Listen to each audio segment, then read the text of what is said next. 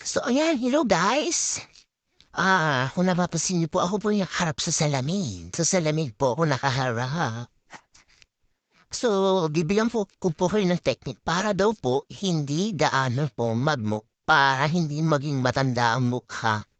So ayan, kahit po puro stress tayo, ngumiti lang po kayo sa salamin. Sa salamin daw po kayo humiti. Kahit sa maghapon po ay walang gaanong hindi ka po masyado makangiti, hindi ka maka makatawa dahil puro stress. Ang gawin niyo po is pag-stay na lamang po sa sarili ninyo. Pag-solo niyo na po ang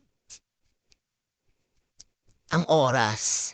So sa gabi, gawin niyo po ay ngumiti. So yung po yung ginagawa ko, gabi-gabi, kahit hindi man po makangiti, puro stress, ang ginagawa ko po ay nagpo-practice po ako sa salamin.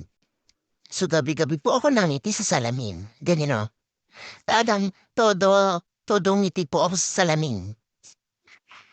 Ayan, halos po yung gilid ko ay kita na. Para daw po nababanat daw po ang inyong mga pisngi. Kahit ang itsura po yan. Ngiti, ngiti, ngiti. Para kahit paano ay ma-exercise din po yung ating mga mukha. Yung ating mukha. Kasi sa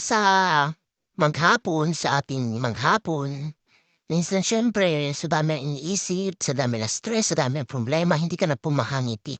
Yung totoong ngiti. So, yan po ang isang gawa ko. Yan po ang gawa ko noon pa man. Ako po'y naharap sa salamin at ako po'y nangiting mag-isa. Pero pag minsan, hindi ko po minsan solo ang mundo, minsan, nakikita po ako ng asawa ko, bakit daw po ako nangiti sa salamin? Nakikita po ako ngiting-ngiti sa salamin. Sabi niya ay nababalino daw po ako. Nababalino daw po ako. Ako daw po ay walang kausap. Ay pangiti-ngiti daw po ako. Nakaharap po ako sa salamin. So, ayan. Yan po yung lagi kong ginagawa. Kahit po alam ko pong hirap po ako sa sitwasyon ko ngayon.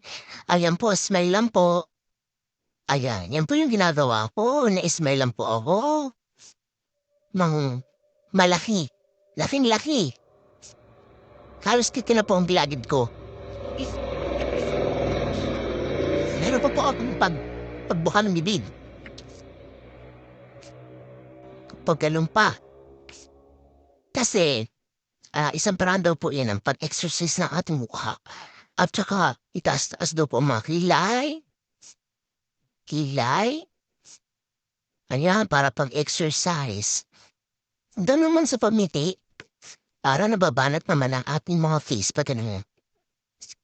Ayan, laking-laking na ngiti. Pero, minsan hindi ka po makangiti ng ganun palaki. Minsan pilit lang. Minsan, tuwang-tuwa ka. Yun, nakakangiti ka naman ng malaki. So, pag hindi ka po kayo makangiti na malaki, ayan po yung isang technique. Humarap po kayo sa salamin at siguraduhin niyo lang po na walang tao at baka ayo po ay pag-isipan na naloloka na. Kasi kagaya nga po ng asawa ko sabi sa akin, naloloka na daw po ako. Kasi nakita po niya ako one time na nakamiti, naka-smile sa salamin na sobrang laki. So, ayan. Kaya ang ginagawa ko, mag-isa lang po ako at hindi ko po pinapakita sa dalawang anak. Baka nang sabihin sa akin, pinloloka na.